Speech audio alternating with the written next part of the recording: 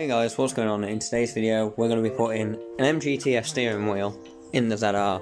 I did a seat delete because I'm cool. I didn't want mismatched seats, so I'm going to get rid of that one as well. I've got new interior to go in this.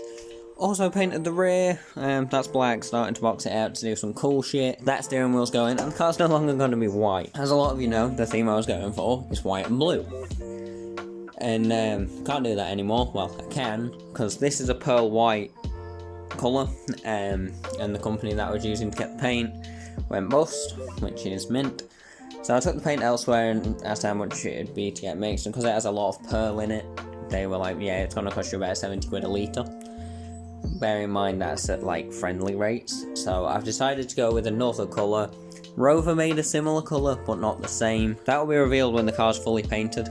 I have ordered the paint, I'm hoping that it's enough. If not, I'll realise soon enough that it's not, and then just fucking order more on the spot.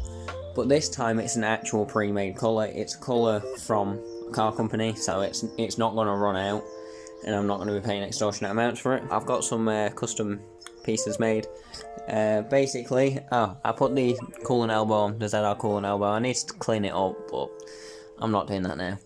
Yeah, so basically, these are going to come down. Well, this one's going to face down, and a pipe's going to come off it for the turbo coolant feed. And then the same down here, pretty much. Not right there, probably over here somewhere, for the coolant drain. Yeah, so they're for the turbo cooling stuff. Other than that, I only really need a fuel pressure regulator to run this thing solidly and plumbing all the cooling to the fucking belts and whatnot. But I can't be able to do that at the minute, and with everything coming apart again, it makes no sense to. So in the meantime, I'm going to jump on the interior.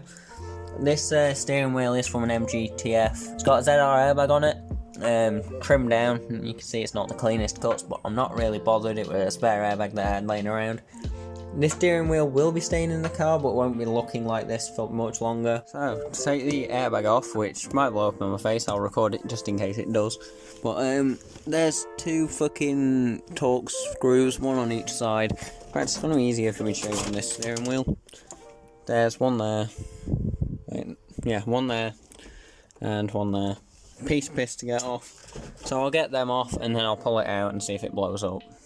So it's off. It was a bit of a pain in the arse because my hands are fucking freezing, but that clip thing just kind of pulls up and then you pull it off. I thought that was how it came off, but I wasn't 100% sure, and it got my hands very, very cold. Right, let's take this fucking shit cunt off. See, this is why Rover shouldn't have ever made cars. That was worryingly loose. I've not touched this yet, and it's... No, it's that loose. That says a lot.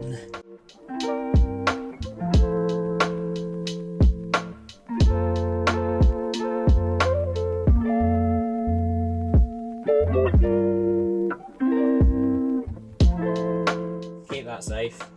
Don't want to lose it. And there you go. Steering wheel delete. Just need to feed these through. There you go. Steering wheel. So, not really to my surprise, something always has to be fucking different. This plug connector is different. That's got, like, 2 pins in the middle. That one does have a single pin in the middle. So, this needs changing. Don't know how I'm going to do it yet. But I need to find a way to get the buttons out and not get killed, because I'm pretty sure they're, like, spring-loaded. That's how they pop back in.